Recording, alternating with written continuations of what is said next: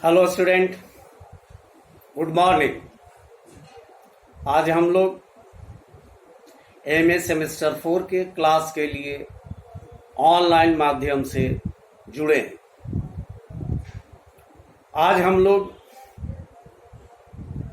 भारतीय जनतंत्र में निर्धारक के रूप में जाति के बारे में पढ़ेंगे। यानी भारतीय जनतंत्र के निर्धारक के रूप में जाति। हम सब लोग जानते हैं कि हमारा समाज जाति आधारित समाज है और जाति एक महत्वपूर्ण तथ्य है।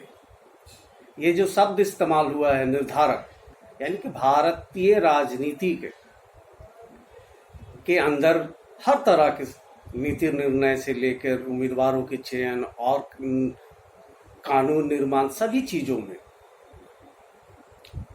जाति के आधार पर उसका ख्याल रख के उसका क्रियान्वयन किया जाता है। तो हम लोग आज इस चैप्टर में पढ़ने की, जानने की ये कोशिश करेंगे कि जाति किस रूप में और कितने तक निर्धारक के रूप में काम करती है। स्वाधीनता संग्राम के दौरान ऐसा मालूम होता था कि मानो जनता पर जातिवाद का असर कम हो रहा है, लेकिन स्वतंत्रता प्राप्ति के बाद जातिवाद ने फिर जोर पकड़ा और व्यक्ति मताधिकार व्यवस्था के देश में लागू कर दिए जाने के परिणाम स्वरूप एक राजनीतिक शक्ति के रूप में उभरा है। वैसे राजनीति पर जातिगत प्रभाव प्रतिनिधि व्यवस्था के लागू होने के समय से ही शुरू हो गया। प्रतिनिधि यानी कि जनप्रतिनिधियों के माध्यम से शासन चलाने की वजह से तो वो जाति के आधार पर ही सब चीज होने लगा। लेकिन यह प्रभाव ना के बराबर ही था। इसके लिए उत्तरदायी थे ब्रिटिश प्रशासन, राष्ट्रीय आंदोलन तथा सीमित मताधिकार। ब्रिटिश जमाने में कुछ लोगों को ही मताधिकार करने का अधिकार प्राप्त था, जो मैट्रिक पास थे या जो नगर निगम या नगर पालिका को टैक्स देते थे। सिर्फ उन लोगों को ही मताधिकार का अधिकार प्राप्त था। स्वतंत्रता की प्राप्ति ने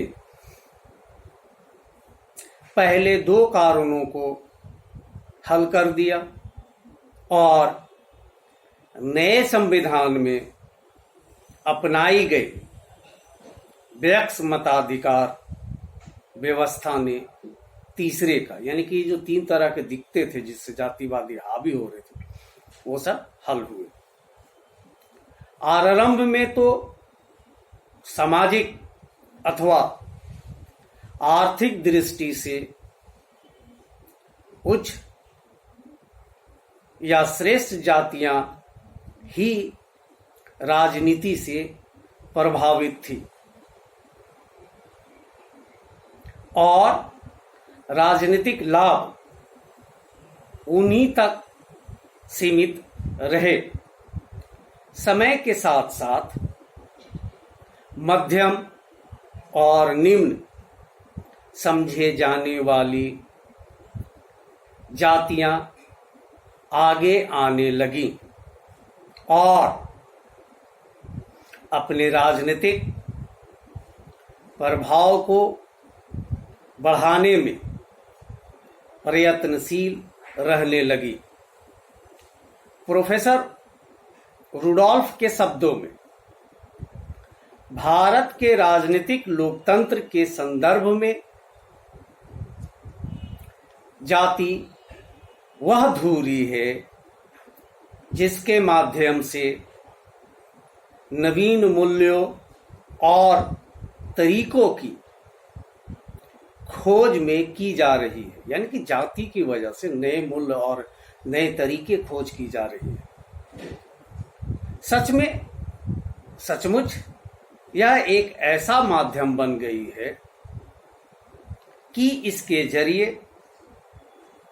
भारतीय जनता को लोकतांत्रिक राजनीति की प्रक्रिया से जोड़ा जा सकता है। अब हम लोग बात थोड़ा कर ले जाति का राजनीतिक रूप का, एक रजनी कोठारी का दृष्टिकोण। जाति का राजनीतिक रूप, रजनी कोठारी का दृष्टिकोण। प्रोफेसर रजनी कोठारी ने अपनी पुस्तक कास्ट इन इंडियन पॉलिटिक्स में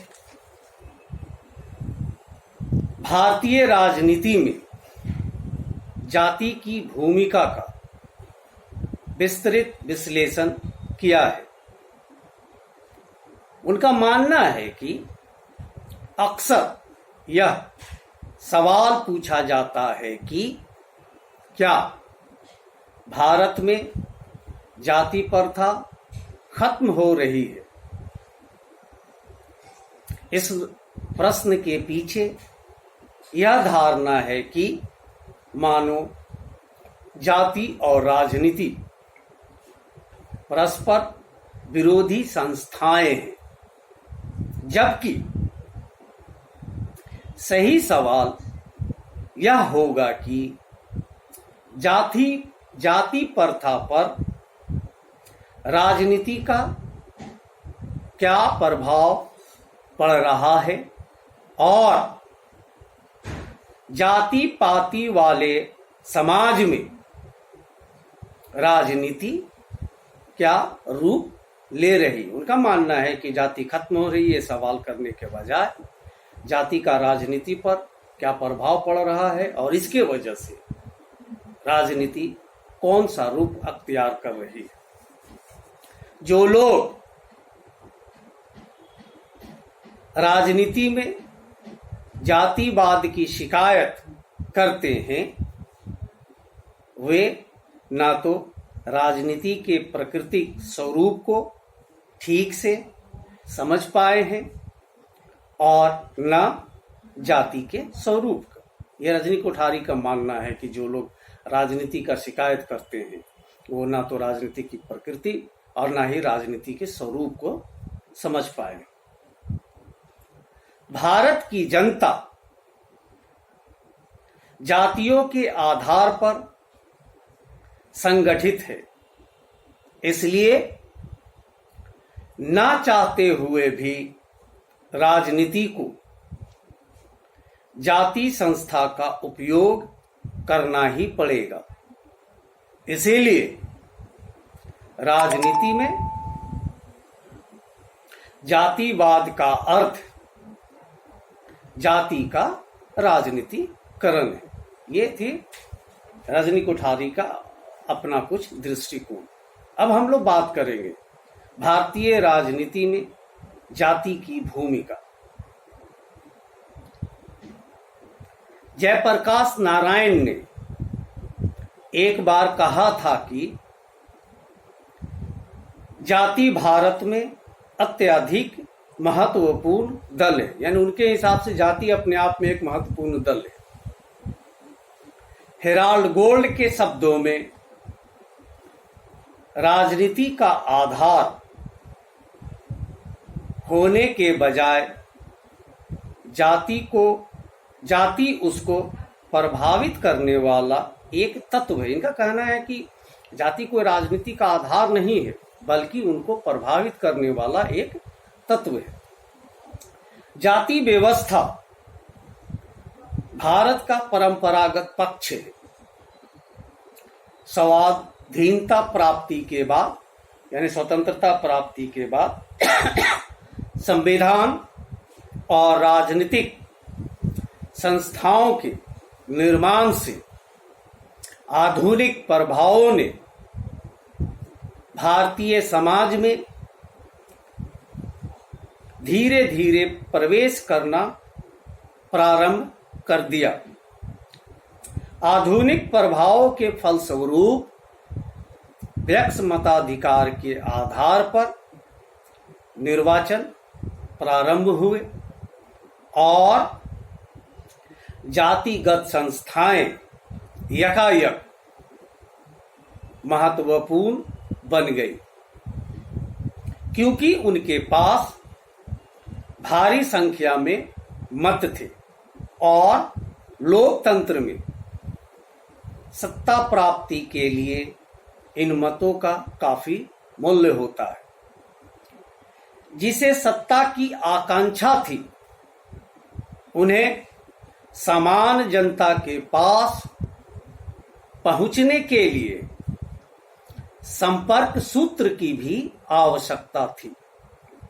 समान जनता को अपने पक्ष में मिलाने के लिए यह भी जरूरी था कि उनसे उस भाषा में बात की जाए जो उनकी समझ में आ सके।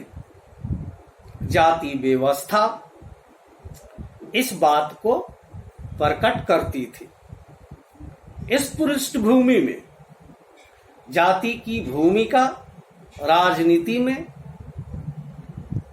अधिकाधिक यानी कि काफी ज्यादा महत्वपूर्ण होती गई। राजनीति में जाति की भूमिका का अध्ययन निम्न रूपों में किया जा सकता है, जिसमें सबसे पहले हम बात करते हैं निर्णय प्रक्रिया में निर्णय प्रक्रिया में जाति की प्रभावी भूमिका। भारत में जातियां संगठित होकर राजनीतिक और प्रशासनिक निर्णय की प्रक्रिया को प्रभावित करती है। उदाहरण के लिए संविधान में अनुसूचित जातियों और जनजातियों के लिए आरक्षण के प्रावधान रखे गए हैं, जिनके कारण ये संगठित होकर सरकार पर दबाव डालती हैं कि इन सुविधाओं को और अधिक वर्षों तक के लिए बढ़ा दिया जाए। अन्य जातियां चाहती हैं कि आरक्षण समाप्त किया जाए अथवा इसका आधार सामाजिक आर्थिक स्थिति हो या उन्हें आरक्षित सूची में शामिल किया जाए ताकि वे इसके लाभ से वंचित न रह जाए।